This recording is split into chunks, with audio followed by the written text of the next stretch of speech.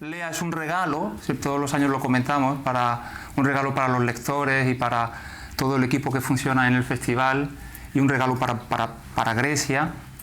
Creo que Gioconda es un regalo dentro del regalo. Es decir, tenerla aquí después de haberla leído tanto, después de haberla visto en libros, en antologías, poesía de mujer, cuando antiguamente era poesía de mujer, qué cosa más rara, hace 40 años, ¿no? Y tenerla aquí, pues, es un regalo dentro del regalo. Gracias, Gioconda. Bienvenida. Estaba buscando un poema, por eso es que estoy aquí. Yo lo tengo aquí todo. No, pero es uno nuevo. Entonces no. Los nuevos no los tenemos todavía. Sí. Bueno. Ya lo voy a encontrar porque siempre lo encuentro. ¿Empezamos con el poema nuevo o empezamos con...? No, empecemos con... Gioconda Belli nació... No. Eso no se dice. Bueno, no, eso no se dice, no se dice. Siempre digo que soy una mujer en avanzado estado de juventud. Eso. Hay un poema por ahí que tiene ese título, ¿no? Sí. Mujeres en la avanzada juventud se llama El Libro. Y me dio pesar porque, o sea, mucha gente joven lo compraba, creyendo que era sobre la juventud. Era sobre la segunda. Y era sobre la segunda, tercera juventud. Pues nada, lo que sabe todo el mundo. Pues nace en Managua, se adelanta a su tiempo cuando escribe cosas pues, muy amorosas, muy eróticas, ¿no? Y eso pues sorprende positivamente o negativamente para algunos en su época. Luego sobrevienen, pues llegan acontecimientos históricos en Nicaragua, y Gioconda pues se ve obligada a salir, a exiliarse. Después vuelve muy contenta un 19 de julio del 79, cuando entra pues, con la revolución sandinista, y luego pues vuelve a irse, vuelve a venir, hasta hoy. Y sigue escribiendo, se pasa a la novela, aquí hay algunos ejemplos, gana premios, muchos premios, escribe mucho, continúa escribiendo poesía, y nada, pues creo que es un honor. Y vengo a Lea. Viene a Lea, la segunda vez, ¿no? Segunda vez. Segunda vez ya. Sí. ¿El año que viene, Adriana? Un libro, a ver si tenemos un libro. Sí, exacto, a ver si tengo otro libro. Sí. Pues eso, y como es Café Entrevista... En eso estoy. Eso estás, ¿no? Empezando otro libro. Tratando de empezar otro libro. ¿El poema lo hemos encontrado? No.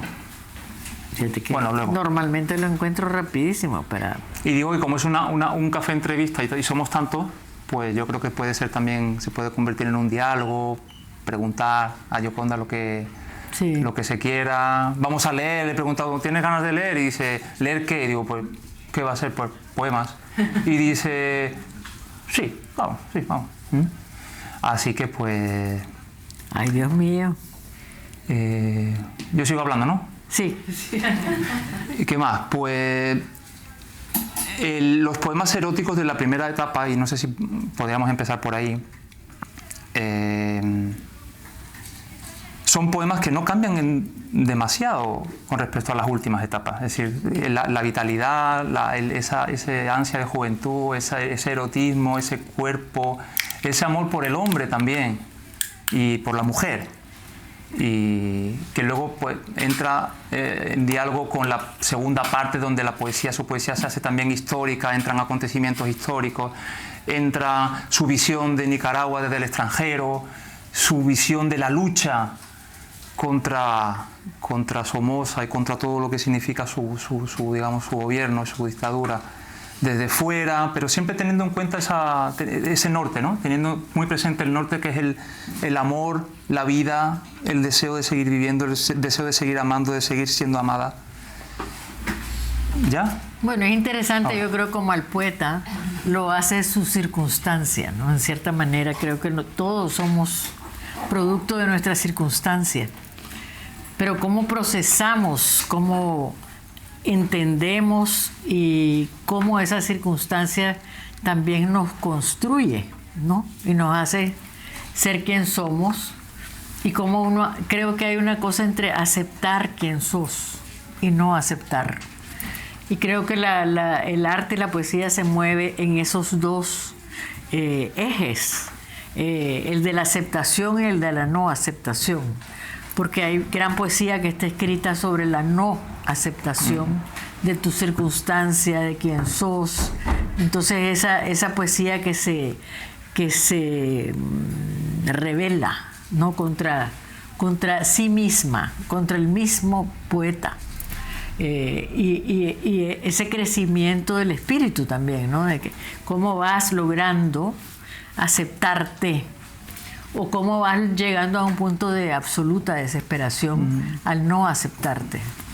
Y por otro lado está la poesía que se acepta, y pienso que mi poesía se inscribe dentro de una aceptación que también era rebelde, porque aceptarme como mujer, aceptarme como una persona sensual, con cuerpo de mujer, con deseos de mujer, con experiencias de mujer, pero que al mismo tiempo no se siente representada en la sociedad, porque como mujer, el deber ser de la mujer, en mi tiempo por lo menos, ¿no? Yo crecí en los años 70 y en ese tiempo, aunque empezaba una rebelión, todavía el deber ser de la mujer y el deber ser que yo aprendí era hacer una mujer bien portada, casarme, tener hijos, o sea, cumplir como una especie de programa. Podías hacer ciertas desviaciones. Por ejemplo, mis desviaciones fueron que yo nunca quise dejar de trabajar. Yo me casé muy jovencita, tenía 18 años, recién cumplidos, y la verdad es que me quería ir de mi casa. Yo ya me sentía a los 18 años que era mujer hecha y derecha, y ya quería hacer mi propia vida, ¿no? Pero a esa edad, cuando te casabas, el marido te decía, bueno, ahora ya no vas a trabajar más porque yo te voy a mantener, te vas a quedar en la casa. Y para mí eso me pareció una aberración. Y yo dije, no quiero depender de otro hombre. Porque además los maridos lo siguen haciendo con menos, creo yo, pero es como que te adoptan.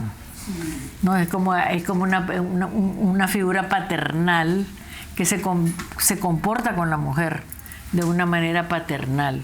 Entonces, yo me aceptaba como gran cosa. Porque tuve una madre que siempre me remachó la suerte que yo tenía de ser mujer. Que siempre me habló de la manera más bella sobre el ser mujer, que era un lujo en el mundo ser mujer y tener el cuerpo de mujer que teníamos las mujeres, porque era un cuerpo superdotado, que tenía una capacidad extraordinaria, que no solo pues era el cuerpo que daba vida. Y entonces el dar vida era una cosa espectacular. Yo siempre cuento la historia de cuando mi mamá me habló de que me iba a venir la regla de la menstruación. Fue la charla más bella que yo recuerdo de ese tiempo de mi adolescencia, porque me contó cómo mi cuerpo iba a cambiar, cómo se me iba a abrir por dentro un nido, ¿no? Y que ese nido cada mes se iba a preparar para tener una vida por dentro y alimentarla y hacerla crecer, pero que ese nido tenía que ver con el amor, y que si no había la persona indicada que pusiera su parte, eso no me lo explico muy bien todavía, pero entonces cuando yo recibiera esa semilla, digamos, mi cuerpo se iba a cambiar todito y se iba a convertir en esa cosa espectacular, capaz de reproducir la vida. Entonces yo me acuerdo que salí del cuarto de mi mamá, que me explicó todos los detalles, cómo ponerme una compresa, cómo quitármela, cómo dejarla, una cosa impresionante. Y salí del cuarto de mi mamá sintiendo mucho pesar por mis hermanos que nunca iban a tener la regla. De todo lo que se iban a perder. Hay poemas a la menstruación, hay poemas a la menopausia, hay poemas al paso del tiempo, hay poemas a la edad, hay poemas al... Son muy significativos, muy ilustrativos los títulos de los poemas a medida que va avanzando la poesía de Gioconda. Y a la maternidad, muchos poemas a la maternidad. Claro. A los 18, madre, ¿no? 19. Sí. Poemas a No, entonces niñas, claro, había... al parto. Sí, al parto. Es que había todo ese ingrediente, ¿no?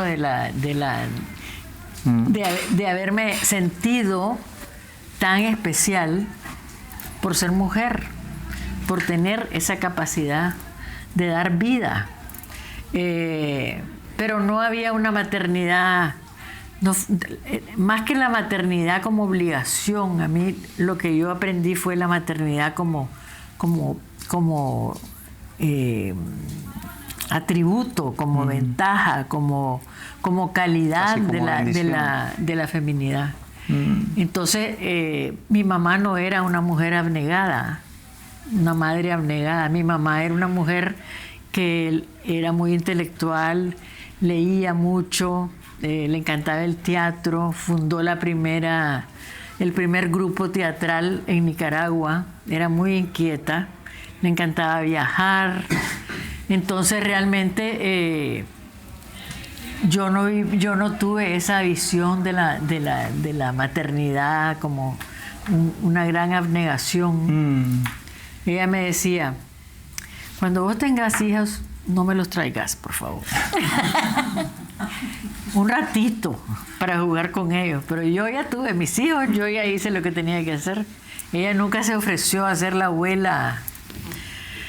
Entonces, pero bueno, lo que te iba a decir, lo de la aceptación después se convirtió en una no aceptación en primer lugar, del lugar de la mujer en la sociedad. Y ya en ese tiempo, en los 70, era una época fantástica de rebelión. Estaba la guerra del Vietnam, los hippies, el paz y amor, y las mujeres, el movimiento de liberación femenina, las mujeres extraordinarias que leí, como la Gloria Steinemann, como la Betty Friedan. Una que me impactó mucho fue la Germaine Greer, que es inglesa, que se llamaba La mujer eunuco. Buenísimo ese libro.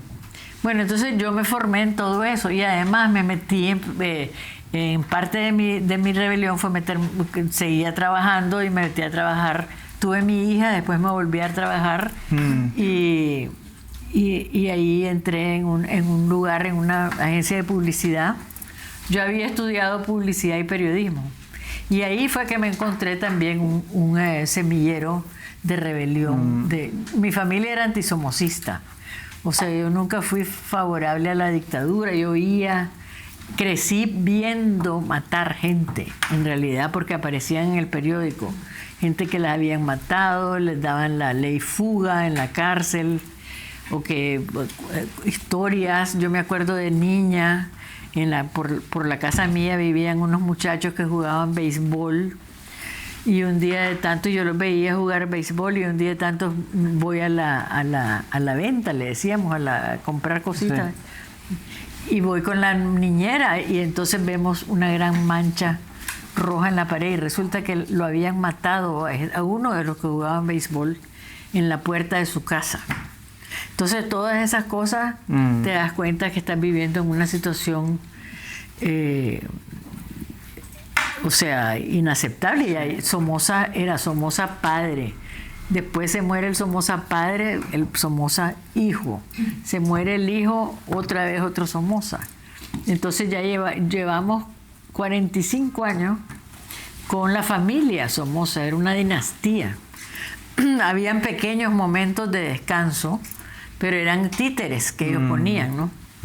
Entonces, todo eso también, cuando me meto con los poetas, los escritores, porque ya empecé a escribir poesía. Años 70, ¿no? Años 70, sí. Mis primeros poemas aparecieron en 71, creo, en el diario La Prensa. Y fueron un escándalo mayúsculo.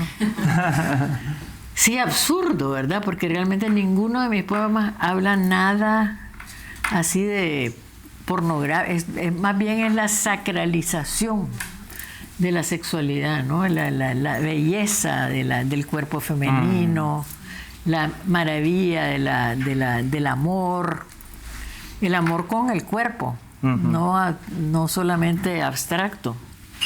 Y todo eso hablaba. Entonces, para mí fue un shock que de repente mi familia se asustara, porque se asustaron. Hija, eso no se escribe. ¿Cómo pudiste publicar ese poema? Eso no se hace. Sí, cuando salió un poema de la menstruación se acabaron de morir mis tías. ¿Recuerdas algún poema de esa época? Claro, ¿No? sí, me acuerdo. ¿Querés que los lea? No, pues uno de los primerísimos poemas que salieron, que está aquí. Hay mucho poema escrito después del amor, hay mucho poema escrito desde la cama. Ya vos me estás haciendo Amor, propaganda. amor horizontal, sí te quiero. Era un verso de Pedro Salinas, horizontal, sí te quiero. Ya no, Salinas es un poeta del amor puro, horizontal, sí te quiero. Bueno. Eso está bueno, ¿verdad? Este fue uno de los primeros poemas que escribí. Y Dios me hizo mujer, de pelo largo, ojos, nariz y boca de mujer, con curvas y pliegues y suaves hondonadas. Y me cavó por dentro. Me hizo un taller de seres humanos. Tejió delicadamente mis nervios y balanceó con cuidado el número de mis hormonas. Compuso mi sangre y me inyectó con ella para que irrigara todo mi cuerpo. Nacieron así las ideas, los sueños, el instinto, todo lo que creó suavemente, a martillazos de soplidos y taladrazos de amor. Las 1001 cosas que me hacen mujer todos los días, por las que me levanto orgullosa todas las mañanas y bendigo mi sexo. Eso de bendigo mi sexo no me lo perdonaron, ¿verdad? Porque Eso intentarían cambiarlo, ¿no? Ese final ahí. la muchacha que anda por ahí bendiciendo su sexo, ¿verdad? ¿Cómo fue después el paso a cuando el segundo poemario? Pues esto es sobre la grama, ¿no? Es el primero, ¿no? Sí, sobre la grama. Sobre la grama es el primer poemario. ¿El segundo ya se escribe en el exilio o no? ¿Se publica? O porque ya hay poemas de verso más largo, de verso más... El segundo fue Línea de Fuego. Línea de Fuego. Línea de Fuego ya es un poemario, yo ya me he involucrado con la revolución, me metí a conspirar y me tuve que ir al exilio en 75. Yo estuve del 70 al 75 haciendo muchas cosas porque como yo era, no se me nota nada que soy persona peligrosa. Entonces yo hacía muchas cosas, me metí en lugares donde era, por ejemplo, tuvimos una acción militar que se hizo en 74 y para esa acción había que sacar, no sabíamos dónde iba a ser, porque iba a ser donde hubiera una fiesta que tuviera las características para poder entrar a la fiesta y tomarse la fiesta. Entonces una acción guerrillera. Entonces, como se hacían muchas fiestas en embajadas en ese tiempo del año, oiga, embajador, para que tenga cuidado. Entonces, como se hacían fiestas en embajadas, yo iba con el cuento de que había salido mi libro de poemas a las embajadas a preguntar, a presentarme, que traía un libro de poemas, que no sé qué. Y después preguntaba dónde era el baño. Bien, y me daba una vuelta rapidísima y marcaba todas las puertas, dónde eran las entradas, las salidas. Me perdí. O sea, hay un montón de cosas que podía hacer, ¿no? Con cara de buena gente. Y eso fue una de las cosas que hice, por ejemplo. ¿Por qué te estaba contando esto? Por Línea de Fuego.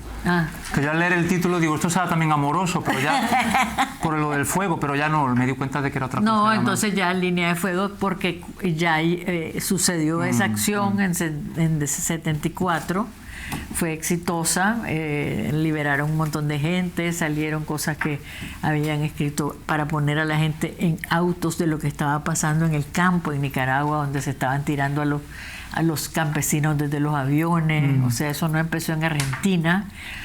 Y bueno, entonces, pero ya me empezaron a seguir 2 meses anduve una patrulla, no patrulla, eran unos tipos de la seguridad detrás mío, y ya yo me di cuenta que ya estaba a punto de que me echaran presa o de que... Entonces me dijeron los compañeros que me fuera.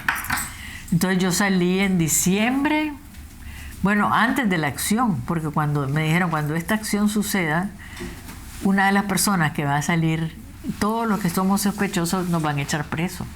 Entonces vos te tenés que ir.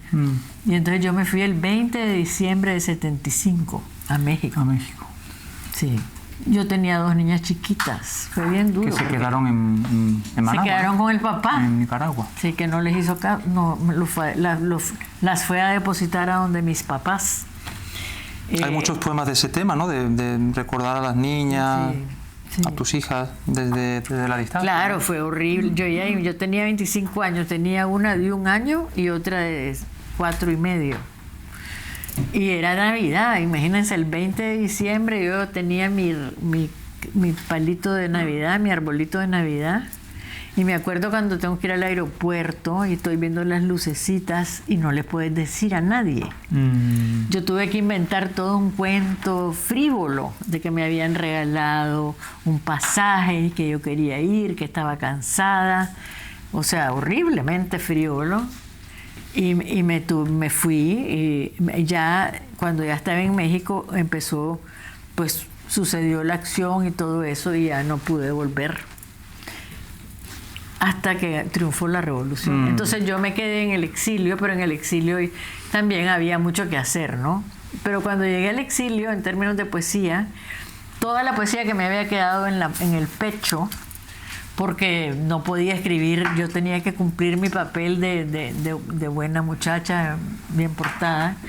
Entonces todo lo que había sentido y vivido lo escribí en ese libro, Línea de Fuego, que ya es un libro sobre mi compromiso político, sobre lo que pasa en Nicaragua, etcétera, etcétera, etcétera. ¿Cómo era la comunicación entre Nicaragua y México, entre compañeros, familia? ¿Era difícil? ¿Y cómo se publicaban eso? ¿Ese libro salió en México? ¿Se publicó en México? ¿Se publicó más tarde? En Cuba, porque ganó un premio. Sí, ganó el premio Casa de las Américas. Pero la comunicación es increíble ahora cuando uno piensa todo lo que tenemos para comunicarnos, ¿no? Pero en ese tiempo no habían teléfonos celulares, no había fax. Todo era... Yo, por ejemplo, fui correo mucho tiempo o sea, que tenía que llevar cartas de un extremo a otro de Managua, porque la gente, los compañeros que estaban encargados de organizar todo, así se comunicaban. Después, cuando vivía en Costa Rica, mandábamos correo a Nicaragua, se escribían unos papelitos con una letra chiquitita en papel de cebolla, se hacían un rollito y se metían en los juguetes. Por ejemplo, comprábamos peluches, le metíamos en pasta de diente.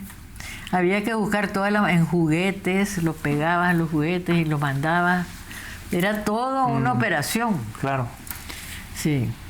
Entonces, bueno, eso fue ese tiempo. Después ya triunfó la revolución y escribí un libro que se llama Truenos y Arcoíris. Ese fue el primer libro que escribí después ya de la revolución. Jovial, alegre, triunfal. Increíble. Bueno, esa experiencia, yo digo ahora que estamos tan mal porque realmente Nicaragua está en una situación que jamás pensé que iba a vivir, porque hemos vuelto a una dictadura y todavía una dictadura más ¿cómo podría decir? Esa palabra que empieza con S se me está yendo. Más como encubierta, sutil, más sanguínea. No. A ver, palabras con S. No, más sádica, exactamente. Una dictadura sádica, cruel, tremenda. Gracias, Chao. ¿Cómo se nota que os conocéis?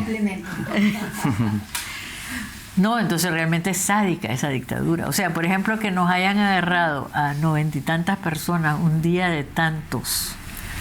Y ya pues estábamos muchos de nosotros afuera porque sabíamos que corríamos riesgos. Pero de repente alguien me llama por teléfono y me decía, ¿te diste cuenta? Y yo, ¿de qué me doy cuenta? Y voy al periódico y sale que a 94 personas, mi hermano, mi hijo, Sergio Ramírez, un montón de periodistas amigos míos, decía que todos habíamos sido declarados traidores a la patria y que perdíamos, nos quitaban la nacionalidad y nos quitaban todos nuestros bienes, incluyendo la pensión de jubilación, que habíamos muchos que éramos ya con pensión de jubilación y mucha gente que dependía de su pensión de jubilación. Eso ha sido hace poco, el 23, eso fue en 23, sí. Pero te podés imaginar que de repente decís vos, me dejaron, y yo tenía la suerte de que como tengo familia italiana, yo tenía un pasaporte italiano desde bastante joven, pero un montón de gente la dejaron sin nada, o sea, se quedaron en el exilio, sin pasaporte. La pensión de jubilación, que era de lo que se mantenían, no podían regresar a Nicaragua. Una crueldad sin nombre. Y después le empezaron... Después de volver a Nicaragua y de... No, eso ya te estoy hablando de ahora, años. ¿Cuándo regresaste? O sea, yo regresé a Nicaragua en el 79. ¿Cuándo entró el día del triunfo? Y después estuvimos ahí, bueno, pasó 10 años de la Revolución Sandinista, que fue complicado porque había la contrarrevolución. Pasamos como 2 años de idilio revolucionario, pero ahí nomasito empezaron los Estados Unidos con Reagan, vieron que Nicaragua era una amenaza y entonces empezaron a financiar a toda la gente que estaba descontenta, que había bastante gente descontenta, sobre todo en el campo. Y se empezaron a armar, dieron millones para que se armara ese ejército. Entonces ya la revolución se convirtió en una lucha por el poder, de defender la revolución. Y ya perdió su frescura, se volvió el autoritarismo. Cuando inmediatamente que hay una confrontación, lo que surge es la gente más militar, el autoritarismo. Tenés permiso para todo en nombre de la defensa de la revolución y hubo cosas que no estuvieron bien hechas. Perdimos, bueno, además nos hicieron un embargo económico, no había nada, conseguir huevos, conseguir papel higiénico, conseguir cualquier cosa era una odisea. La gente estaba muy descontenta y además después hicieron el servicio militar obligatorio y eso fue gravísimo porque empezaron a irse los chavalitos jovencitos y se morían, o sea, empezó a morir gente. Fue bien triste. ¿Cuándo es cuando te pasas a la novela? Después porque hay un periodo largo donde no hay libros poéticos. Sé que las novelas tuyas tienen un elemento muy lírico, ¿no? Y muy mágico y hay mucho, al menos lo que he leído yo, mucha nostalgia por la tierra y por lo antepasado y por sí. ¿En qué momento y cómo te sientes en ese salto de la poesía a la novela? Y después lees algún capítulo de una novela, dame si quieres, no es de broma. Pásamela. No están por aquí. Esta tuvo mucho éxito, ¿verdad? El infinito en la palma de la mano, ¿no? Lo habrá leído mucha gente. A mí me gustó gente. mucho escribir esa novela, pero la más famosa es La Mujer Habitada. La Mujer Habitada está traducido al griego. Sí. Synchrony Epochi. La publicó. Qué bien. El salto a la novela, ¿cómo te sientes con la novela? Bueno, entonces eso fueron los 10 años de la Revolución, después me enamoré de ese hombre y entonces me fui un tiempo a los Estados Unidos, que fue muy romántico porque él era periodista y yo era vocera del Frente Sandinista.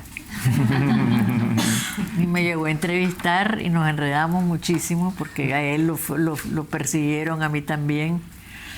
Pero bueno, aquí estamos. Pero eso después escribí, después de Trenos y Arcoíris escribí otro libro que se llama De la costilla de Eva. Y ya después lo que yo sentía era que necesitaba algo más, porque mi poesía es muy autobiográfica, muy de lo que me pasa a mí, de lo que siento. Entonces yo quería poder incorporar a mi literatura lo colectivo, porque sentía que había vivido una gran experiencia colectiva de todo este pueblo que se rebeló contra una dictadura, que existía ese caldo de cultivo rebelde en Nicaragua desde el tiempo de las intervenciones norteamericanas, Sandino. O sea, Nicaragua ha sido un país bien luchador. Y yo tenía toda esa vivencia de la clandestinidad, de la guerrilla, todo eso, y quería poderla incorporar. Y la poesía no me daba para hacer eso. Entonces empecé a querer crear otra forma, y ahí fue que de repente empecé a escribir un ejercicio de descripción. Todo empezó con un ejercicio de descripción que describí el camino de una joven que iba a trabajar, y era mi camino, que yo iba de mi casa a mi trabajo, pero lo iba describiendo, y de repente apareció alguien caminando por ahí que no era yo, y la empecé a seguir. No, es maravilloso como sucede en las novelas, ¿no? Y la empecé a seguir y empecé a conocerla. Y dije, ay, estoy escribiendo una novela. Entonces fue como una cosa como fiebre. Y empecé a escribir. Y yo había tenido un sueño de La mujer en el árbol, de una mujer que se moría, se descomponía, y su espíritu se metía en las raíces de un árbol, y ella se convertía en árbol. Yo fui árbol en alguna vida anterior, porque entonces se convertía en árbol, y el árbol estaba en el patio de otra mujer, y entre las dos se creaba una energía. La una no sabía pero la del árbol era como la voz mítica, la voz sabia. Y eso fue lo que pasó con La mujer habitada. Entonces empecé a escribir eso. Pasé por escribí 200 páginas y las rompí, porque se me quedó trabada. Eso es lo que no saben muchas veces la gente cuando uno escribe, el trabajo que significa, sí, y cómo te vas dando cuenta, aunque yo no era experta, pero había leído muchísimo. O sea, yo fui lectora desde chiquita. Mi abuelo era un ser bien especial. ¿Esos libros dónde estaban? ¿Estaban en la casa familiar o...? Sí, él nos llevaba, pasábamos una temporada en la playa para los veranos, y él llegaba con los libros de Julio Verne, Salgari, además de tebeos, de Batman, Superman y todo eso. O sea, nos dio de todo. Pero esos libros fueron importantísimos. Y me dio hepatitis cuando tenía 9 años y pasé 2 meses en cama. Es la enfermedad más fantástica que puede tener.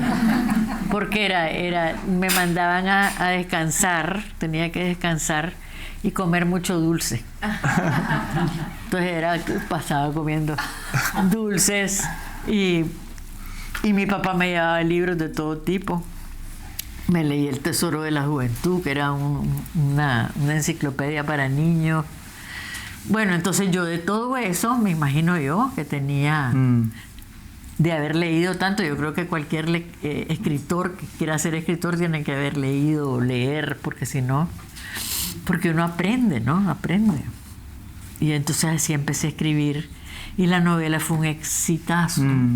Sí, la novela fue... Yo la agarré, la metí en un sobre y la mandé a una editorial que se llamaba Diana, en México, porque había hablado con alguien de la editorial Diana para mi poesía. Entonces le dije, mira, aquí escribí esta novela. Y entonces me escribieron de vuelta y me dijeron que les había gustado mucho, que la querían publicar. Y yo me quedé... Y después el editor alemán de Ernesto Cardenal, que le gustaba mi poesía y me había publicado varios libros de poemas en alemán, entonces también le gustó la novela. Por la novela. Y la novela se convirtió en bestseller en Alemania. Sí, vendió más de 1 millón de ejemplares, fue una cosa tremenda. Y esa novela ha sido fue como el principio de mi carrera literaria, porque ya pude, digamos, darme cuenta que podía escribir y ganarme la vida escribiendo. y entonces dedicarme a otra novela y a otra novela y a otra novela, y entonces te convertís en un trabajador, como un empleo, no es una cosa... Sí, tenés que escribir, y además de escribir tenés que hablar. Eso es una cosa, esto de hablar siempre es como la antítesis de lo que uno hace cuando escribe, ¿no? Porque uno escribe, porque yo por lo menos no siento que soy una gran oradora. Me encantaría, pero ahorita he hablado bastante bien, ¿no? Yo creo que sí, porque están todos embobados. Llevan ya sin darle un sorbito al café como media hora. Y la Gioconda, y la última, no sé, ¿por dónde anda tu poesía ahora? Aparte de en tu teléfono, que al final no lo hemos encontrado el poema, no está por ahí. Pero ¿por dónde anda? Porque vemos que eres una poeta que ha mantenido una línea fiel, temática, y sobre todo temática. Son temas que se van repitiendo, pero de buena manera, no lo digo de como sí. No la repetición que cansa, sino la repetición que se va enriqueciendo. Y tu poesía de ahora va siguiendo a la anterior, va aportando algo nuevo, un giro muy diferente. ¿Cómo te sientes? ¿Cómo sigues sintiéndote a la hora de escribir? ¿Te sigue doliendo Nicaragua? Que supongo que sí. Sí. ¿Te sigue gustando el amor? Que supongo que sí. ¿Te sigue gustando todo lo que te lleva gustando desde que escribes? ¿O hay alguna puerta que se está abriendo? ¿O no sé, algún proyecto futuro? Bueno, yo no sé. Ahorita estoy en un momento de no saber, porque la novela me ha capturado. Porque la poesía siempre para mí ha sido un evento que no controlo. O sea, como que de repente siento la frase que empieza el poema y la tengo que escribir. Y eso tiene que ver con un proceso, ¿no? De varios días que estoy sintiendo cosas. Tengo un poema que dice que cuando voy a escribir un poema siento que voy a estornudar flores, porque se siento como una cosquilla, ¿no? Ese proceso últimamente siento que se me ha detenido, que no le doy tanta importancia, porque antes yo cuando sentía un poema corría y dejaba cualquier cosa que estaba haciendo para poder escribir el poema, porque si no lo escribía en ese momento se me iba. Ahora un poco los dejo ir, porque no sé, y porque tengo ganas de hacer algo diferente también. Yo creo que este es un momento en la vida interesante, porque ya sabes que no te queda mucha vida por delante. Bueno, a lo mejor llego a los 150, pero no sé. Pero realmente es un momento de dejar lo que uno sabe, lo que uno ha aprendido, y también pensar, ¿no? La muerte, que le tengo terror, no me gusta para nada, me parece una gran estupidez de la naturaleza. ¿Cómo se le ocurrió matarnos después de todo? Pero no le he echado, o sea, no quiero pensar demasiado en eso. Entonces estoy en el borde de algo nuevo, pero todavía no sé qué es. No te podría decir la verdad. Sí escribo poesía así de vez en cuando. Ahorita tengo que juntar los poemas que he escrito en el exilio, porque el exilio ha sido toda una experiencia nueva, porque no es lo mismo irte al exilio a los 25 años que a los 70. Entonces, ya cuando estás en un estado, ya yo jamás pensé que iba a dejar Nicaragua, ya para mí era... Y tener que reinventarte, pero también tiene su cosa positiva, porque de alguna manera ya no te puedes envejecer. Sí, porque cuando uno ya está en un lugar, ya sabes que ahí te vas a quedar, entonces como que empezás a tomar una actitud pasiva frente a la vida, ¿no? A ver qué me trae la vida, pero cuando te sacan de Entonces tenés que reinventarte la vida, reinventar qué vas a hacer, irte a vivir a otra parte, otros amigos, otra cosa. Y realmente ha sido interesante. Fue un giro en el año 23, hace 3 años, fue también el premio, el Reina Sofía. Sí, el Reina Sofía. Eso es muy importante también. Me dieron te quita la nacionalidad. El Carlos Fuentes. El Carlos Fuentes el año pasado. Sí. La nacionalidad también te llaman desde Francia, ¿puede ser? ¿De qué? Bueno, Chile me llaman. Chile también. Bueno, pero ahora tengo demasiadas nacionalidades. Por eso. Tienes muchos pasaportes. Sí, tengo colección. Pasaporte. Madrid, no, eso fue bien lindo. O sea, esa cosa de que de repente te quedas sin eso y de repente te empiezan a decir, no, pero Yoconda, queremos que sea chilena, queremos que sea española. ¿No? Entonces, bien bonito. O sea, te sentías en la solidaridad, como digo yo, es la ternura de los pueblos, ¿no? Uno siente esa no está solo en la vida. ¿Te sacamos el griego también del pasaporte? Sí, me encantaría. No, ya me da pena ahora ya porque hay demasiados pasaportes. Pero no, pero es una experiencia completamente inesperada, imagínate. Sí. No, que te nieguen tu nacionalidad, que no te quieran ya en tu país, bueno, no, pero al mismo tiempo que recibir un premio tan importante, que es el mayor premio que se puede entregar a un poeta en lengua española, que publiquen también la antología de toda la poesía, que tu obra se siga leyendo. En Madrid supongo que también seguirás en contacto con escritores. Sí, muchísimo. Irán a la casa a llamar. Tengo donde vivir, eso me está buscando. ¿Lo encontraste? Sí. Pues nada. Igual la seguirán queriendo mucho en Nicaragua, ¿no? Todo el país. Sí, no, sí, claro. No, eso le iba a decir que yo no me siento desnacionalizada. Sí. Porque a mí no me van a quitar Nicaragua jamás de la vida. Y realmente yo lo que hice cuando me desnacionalizaron fue que me fui con mi pasaporte a la televisión y lo rompí. Porque dije, este documento a mí no me hace nicaragüense.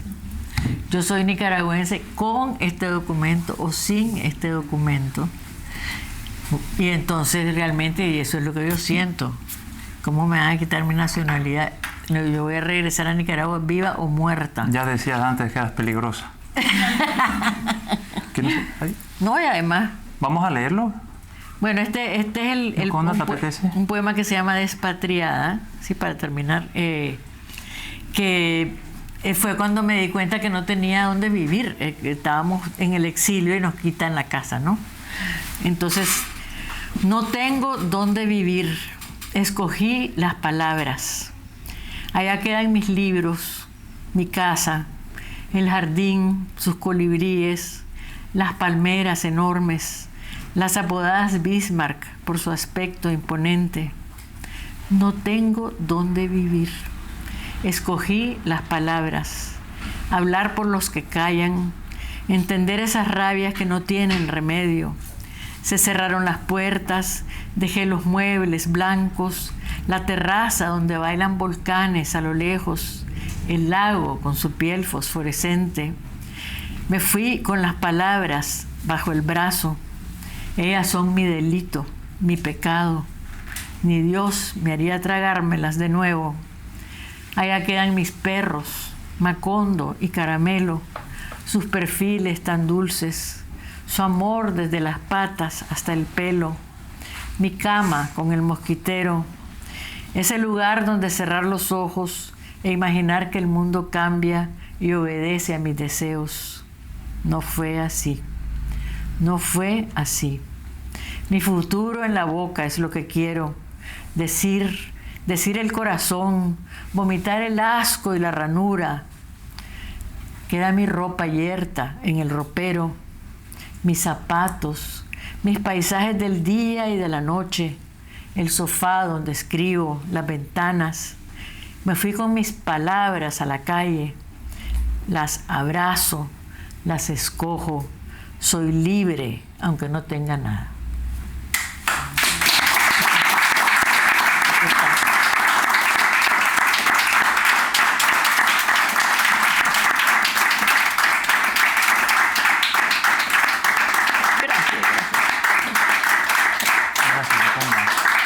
Muchísimas gracias a todos por venir, a Lea, por supuesto, a Adriana, con esta maravilla de festival, a Eduardo, gracias a todos los presentes.